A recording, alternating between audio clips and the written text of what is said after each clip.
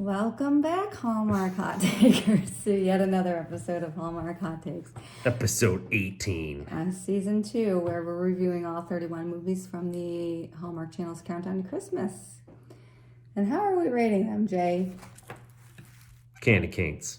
How many do we each get to give? We can give between 0.5 and 5 candy canes each for a total of 10 candy canes. Between 1 and 10. Between 1 and 10 candy canes. So tonight we are reviewing An Unexpected Christmas. It was unexpected. It was. Starring Tyler Hynes and Bethany Joy Lenz. So I'll just go into the rapid recap. So Jamie and Emily have recently broken up. Jamie put the skids on the relationship for reasons not quite known in the beginning. And he goes home to his hometown of Fulton, Illinois. Illinois.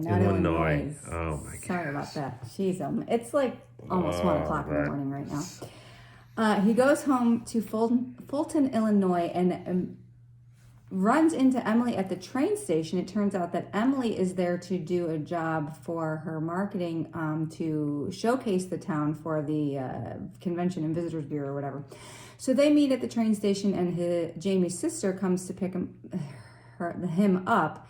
And we come to find out that Jamie has not told his family that they have broken up. So a little bit of calamity ensues. It's a little bit of like while you were sleeping kind of family chaos there, and he hasn't told them. And so she wants to tell him, and it goes back and forth. Finally, Jamie gets her to agree to keep up the pretense that they are together just through the Christmas holidays because his family loves him so much. They just lost their grandfather, so they were really looking forward to this nice Christmas. And she agrees under the pretense that Jamie, who is a speechwriter for the governor, is going to get the governor to come to Fulton to star in her campaign for the town. So they agree, sign, seal, deliver. They end up spending a lot of time together. And Jamie hasn't really secured the governor, so he's kind of working on that back in the scenes. But he ends up actually doing it, which was a bit of a surprise. Ooh. And these two are clearly falling back in love with each other. They never really got over each other. And Jamie never really gave a good reason that he broke up with her. It was more about how he wanted her to go and do great things, and he didn't want to hold her back. And so at the end of the movie, she kind of calls him out because it's clear that they still have feelings for each other. And she says, "What do you want?" And he doesn't say anything because he's a dum-dum.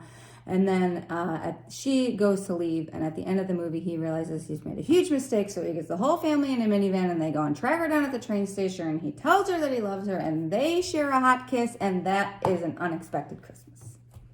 That was an unexpected Christmas, but a very expected recap. Thank Very you. good job. Illinois. Thank you. We'll be back with the ratings. Okay, so let's get down to brass tacks and do an some unexpected review. Yes. So I'm going to start with my dislikes. Oh, that's a tip. So there's a scene where Jamie and Emily are outside around a fire pit. And there's a Christmas tree out there at his family home. Yep. And it's got ornaments on it. But some of them look like they're paper ornaments, like they're pictures. And I feel like you wouldn't have those on an outdoor tree because of the elements. They would probably get ruined. Didn't like that.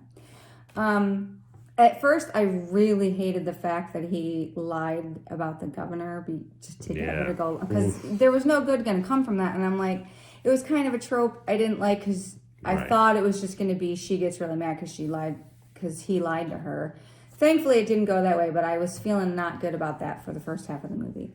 I hated that the sister ran community theater and they did this play scene, and I hated it. It looked really stupid. What was that play? I don't know. There's a unicorn and lots of different animals. Yeah, it was very confusing. The unicorn saved the day by bringing toys to the nephew who's a weird tree. Yeah, it was very weird. I have WTF play. like what am I watching? And then when we're finding out the backstory of why Jamie broke up with her, it kind of like changed from one reason to the other. At first, he said it was because she was taking off in her career and he was really stagnating in his as a writer, and he, didn't want to hold her back. But then it kind of morphed into he had insecurities about everything not being perfect, and Yeah, I didn't like that. I don't think that his reasons were very valid or like really high stakes, I guess. No. So those are the Pick things one. that I didn't like.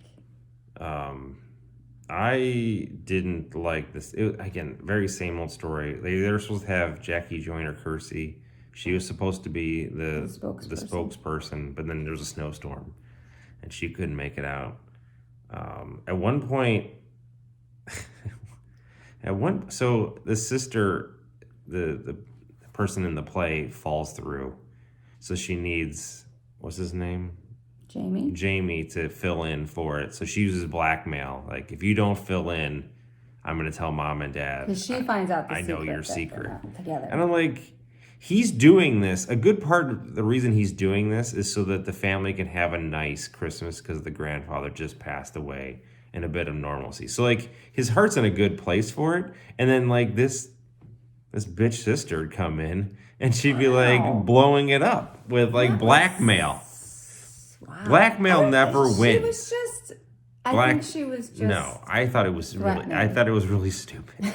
I'm like, really? You're gonna tell on him, like, and ruin your parents and your grandma's Christmas because he didn't want to dress up as a unicorn in this. And prance around your stupid. It was a stupid play. Stupid. Yeah, she should get a new job. I didn't like this. It made me feel really bad about the speech. So, like, he's taking forever because it's like nothing's coming to him. Obviously, right. He's got the writer's block. He needs the love he needs to inspire him. Yeah, but like, he's supposed to write a speech for the governor, right? And it's she's her Christmas Day speech. So that's and his good friend in this is the one who gets the governor to come to Fulton, Illinois. So, like, his friend, like, delivers, which is amazing. It was amazing. And then, like, the next scene, she's like, yeah, should I be worried you don't have one? He's like, yeah, I'm not going to deliver. And it's like, but you jerk. Like, you could at least had something, like, for this point. Like, she's busting her. Plagiarized something at this point. Like, but she was working so hard to get the governor. She was. And then, like, and he's, like, begging. Like, he calls, like, it's pathetic. Mm-hmm. He's begging. He's like, what's her name? Emily finds out, like, he's dead. Right. Like, dead. And then, like, at least he could come up with some concepts or something just to at least get her so she's not, like, on edge with her boss. Like, she's going to get fired. I hated that whole thing. So stressful. All right, what did you like about this? Emily's boss, loved him. He was only in the movie for, like, 3 minutes, but at the beginning of the movie, he was telling her, hey, if you do great on this account for the CVB, he's like, you want to do it, because she was supposed to go to Hawaii, and he was like talking her into doing it, and I thought he was hilarious. He's an alum too. Like, he's in all the Hallmark movies. Yeah, he's in a lot of movies. I like that guy. Emily used the word janky in this movie, and I really like that. It's a great word. It is a great word. Jamie's parents. Okay, so if you guys have ever seen the movie while you were sleeping, how crazy and, like, loud and chaotic that family is. This is how his parents were on, like, the next level. Like, they just glommed on to Emily when she got there, and there was no one could get a word in edgewise, and there were all these family events, and they were just so crazy about Christmas, and they were crazy, but they were oddly endearing, and I really enjoyed them the whole time. The bar scene, so there's a scene where they're at the bar and they're drinking, and Emily spills her guts about their ruse to the waiter, and he just, like, deadpans at them like, why are you telling me this? And then another scene, they're all having dinner together, and it's the same waiter, and so they are going to be outed, and it was just kind of funny. And it ends with the waiter too. Like, they're back, like, a year later or whatever, and they're at the bar, and he, like, gets up and then he just turns away. Right, like, he sees them, and then he looks at their table. He's like, oh, hell no. And he walks away, so it was kind of funny. I thought they were cute together. I mean, I really liked the characters. I thought they had good chemistry. You could definitely, I thought you could tell they were in love with each other. I thought that was pretty clear. So I really liked that. I liked when Jamie talked with his grandma and his grandma kind of set him straight about how life doesn't always have to be perfect, and that's something your grandfather had to learn, and we had a long, happy life together, and I thought that was sweet. I liked the sister. I forget her name.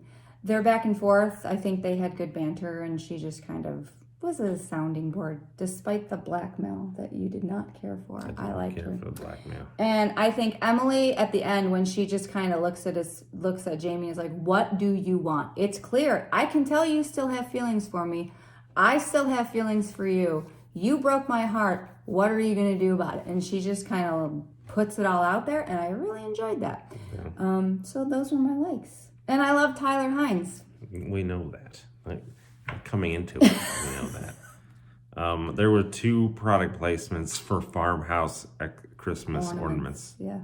So that's always a plus. I kind of want farmhouse Christmas I'm ornaments. going to go buy some now. I liked the twist at the end where like they're fighting, like at that point, or they're fighting, and she's, he just can't tell her the truth for whatever reason. And then she's like, I won't lie to your family anymore. And then they open the curtain and boom, the family's there. And I'm like, yeah, they overheard everything. So that was good. So I like that. And then it totally killed Christmas because like the next morning he wakes up and they've already opened presents without him. Right. And then he's like, "Oh, come on, let's make our Christmas breakfast." And they're like, it's not the same without Emily. So yeah, Jamie, you can go to hell. We only like you because you brought her along. There was this contraption. It was a mistletoe on fishing line, like fishing rod, which is amazing. So they're like talking on a bench or whatever, and then the dad comes over this fishing and like throws it. Seriously, and the mistletoe's like hilarious. hanging over their heads. So I thought that was good. And a little spark there with the kiss. Yeah, that's where you could tell that. Which I thought was great. Yeah, I think that's all I did. What's that? Oh, I don't know. Anyhow, what are you giving it for candy canes? I thought it was good. It was much better than that last one. Well, a trash heap on fire. I will go with 4. 4? Candy canes. I thought it was pretty good. Okay. How about you? I liked it. I thought it was slow in some parts, and again, That's because it's 1 o'clock in the morning. What is it? Is that why? It's because I'm not tired. I'm like, oh, please be over. I thought it was a little, but I really liked them. I thought they had good chemistry, and Tyler Hynes is always going to get a little bit of a boost for me, so I'm going to give this one 4 as well. So that is a 8. solid So 8. that's a great rating. Good one. It's a good rating. It is a good rebound from the dumpster fire we watched before. Yeah. So Do previews. We'll do previews. Great job, Tyler. Great job, Bethany. Preview time. So the next movie is called Making Spirits Bright, starring Taylor Cole and Carlo Marx. So the son and daughter of rival holiday decorating families help mend their father's decades-old feud, finding romance along the way as they compete in the town's holiday decorating contest. Well, that's something new. Yeah. We'll see how I'm this one excited. goes. So, yeah. That's a double feature starter tomorrow. It's going to be great. So, all right. We'll see you next time. Peace.